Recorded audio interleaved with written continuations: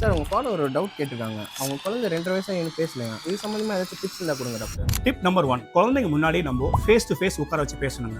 உதாரணத்துக்கு மார்னிங் ஒரு 1/2 to 1 hour, evening ஒரு 1/2 to 1 hour. குழந்தைங்க முன்னாடி நம்ம பேசும்போது நம்ம உதட அவங்க அப்சர்வ் பண்ணுவாங்க. இதை நம்ம பேச பேச பேச குழந்தைங்க நல்லா அப்சர்விங் கெப்பாசிட்டி சீக்கிரம் பேச ஆரம்பிப்பாங்க. Tip number 2, screen time. Screen time avoid பண்ணணும். இப்போ இருக்க குழந்தைங்க பார்த்தீங்கன்னா மினிமம் 3 to 4 hours மொபைல் பார்க்குறாங்க. ஸோ இதை நம்ம படிப்படியாக குறைக்க ஆரம்பிக்கணும். ஒரே நாளே நம்ம மொபைல் நிப்பாட்டிட்டோம்னா குழந்தைங்களை கோவத்தை மேலே கண்ட்ரோல் பண்ண முடியாது.